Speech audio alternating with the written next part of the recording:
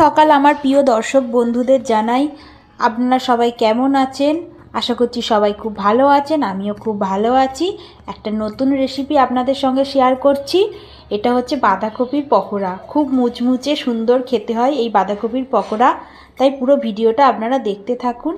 আশা করছি সবার খুব ভালো লাগবে। এর জন্য একটা আমি বাঁধাকপি নিয়ে নিয়েছি। বাঁধাকপিটাকে এরকমভাবে মিহি করে কেটে নিয়েছি। কেটে আর ভালো করে ধুয়ে নিয়ে জল ঝারিয়ে রেখে দেব। এরকমভাবে মিহি করেই কাটতে হবে, তবে পকোড়াটা খেতে ভালো লাগবে। বটি দিয়ে বা ছুরি দিয়ে যেভাবে ইচ্ছা হবে কেটে নেবেন।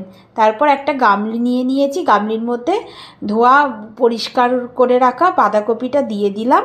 এরপর এর মধ্যে বেসন দিয়ে দেব। বেসনটা এক বাটি বেসন দিলাম, যেরকম পরিমাণ হবে সেইভাবে বেসনটা দেবেন।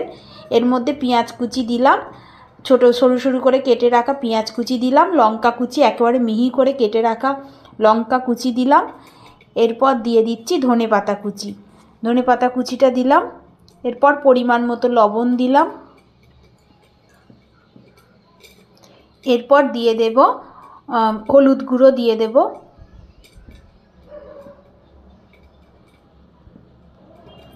আর দিয়ে দেব জিরে ধনে গুঁড়ো, পুরো ভর্তি ভর্তি 1 চামচ করে, মোট 1.5 চামচ করে আমি জিরে গুঁড়ো ধনে গুঁড়ো সব দিয়েছি। লঙ্কার গুঁড়ো দিলাম, দিয়ে ভালো করে মাখছি।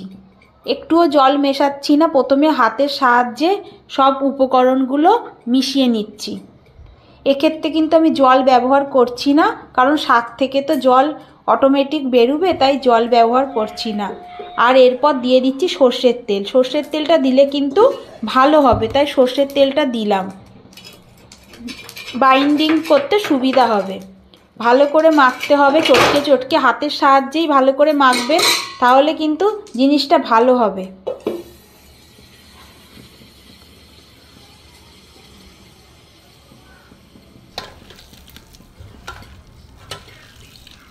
একটুও জল ব্যবহার করিনি, তাতেই কিন্তু বেশ নরম হয়ে গেছে মাখাটা। এরপর কড়া গরম করে নিয়েছি, তাতে সাদা তেল দিয়ে দিয়েছি। আর সাদা তেলটা ভালো করে গরম করে নিয়ে গ্যাসের ওভেনটাকে লো মিডিয়াম করে দিয়েছি। তারপর এই রকম করে বড়ার আকারে ভেজে নিচ্ছি। একটু সময় ধরে ভাজবেন, যাতে ভিতরটা না কাঁচা থেকে যায়। ভালো করে ভাজতে হবে, বেশ একটু লাল লাল হবে, মুচমুচে হবে, তবেই তো খেতে ভালো লাগবে।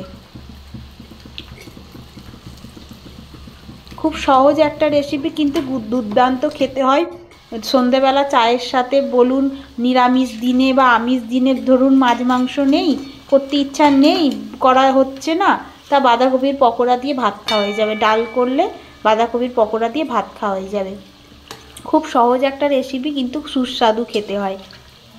একবার বাড়িতে বানিয়ে দেখুন, আশা করছি সবার খুব ভালো লাগবে। হ্যাঁ, উল্টে পাল্টে দুদিকটা ভালো করে ভেজে নিতে হবে। এক দিকটা হয়ে গেলে আরেক দিকটা ভেজে নিতে হবে।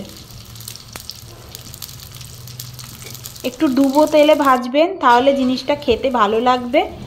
কম তেলে ভাজলে হবে না, একটু ডুবো তেলে ভাজতে হবে।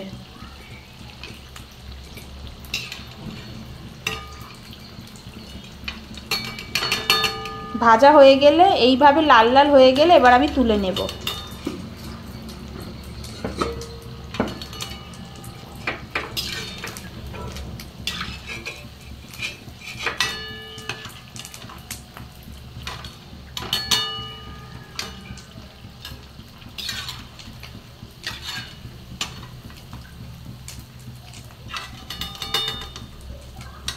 এইভাবে সব পকোড়াগুলো আমি ভেজে নিয়েছিলাম।